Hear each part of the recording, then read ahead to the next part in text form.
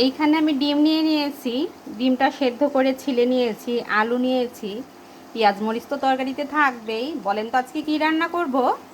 হ্যাঁ, ঠিক তাই, একদম ঠিক গেস করেছেন। যেহেতু বাইরে বৃষ্টি হচ্ছে গুড়ি গুড়ি সকাল থেকে, আর এই রকম পরিবেশে হয় খিচুড়ি না হয় বিরিয়ানি, এটা না হলে হয়। মাংস বিরিয়ানি তো অনেক খাইছি, তাই ভাবলাম আজকে ডিম বিরিয়ানি রান্না করব।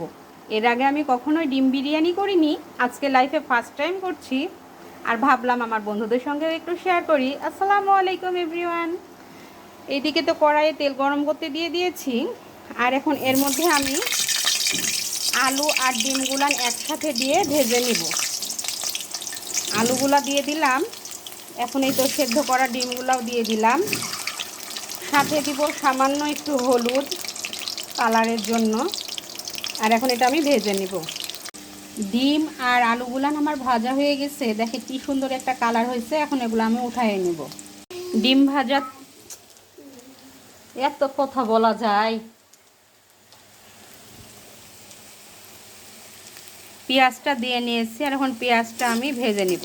আসলে আমি বিরিয়ানির মনে একবারে কড়াইয়ে তেল দিয়েছি যে ওটাতে ডিম ভাজবো, প্লাস ওইটাতেই বিরিয়ানি রান্না করে নেব।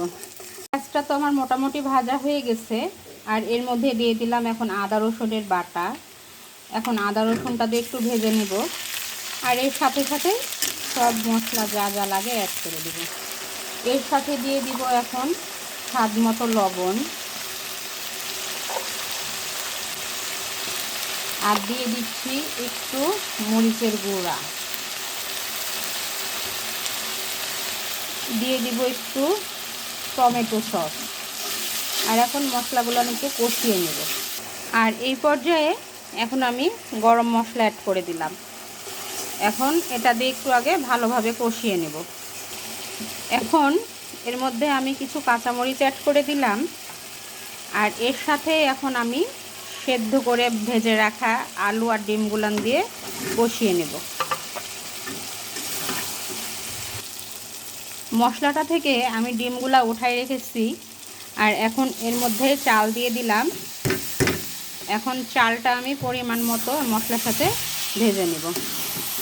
চালটা আমার ভাজা হয়ে গেছে, আর আসলে ওই কড়াইটা আমি শুধু ভাজার জন্যই ব্যবহার করেছিলাম। ওই কড়াইয়ে বিরিয়ানিটা আটতো না, এর জন্য বড় হাঁড়িতে দিয়ে দিয়েছি। আর এখন আমি পরিমাণ মতো পানি দিয়ে দিচ্ছি। চালের পানিটা ফুটে উঠেছে, এই পর্যায়ে দিয়ে দিলাম সামান্য একটু চিনি, আর দিয়ে দিচ্ছি একটা গুঁড়া দুধের প্যাকেট। আসলে আমি পোলাও বিরিয়ানি যাই করি না কেন, সাথে একটা দুধের প্যাকেট দিই। এটাতে একটা শাহি ভাব আসে, টেস্টও হয়, কালারটাও হয়। আর এখন এর মধ্যে দিয়ে দিব এই যে কষানো ডিম সিদ্ধটা। আর এখন পানিটা শুকিয়ে আসা পর্যন্ত আমি এটাকে রান্না করে নিব। এই পর্যায়ে বিরিয়ানিটা আমার রান্না শেষ, আর এখন এটা আমি নামাই নিব। আর দেখেন, দেখেই বোঝা যাচ্ছে বিরিয়ানিটা কত ঝরঝরা হয়েছে। আল্লাহ হাফেজ সবাইকে।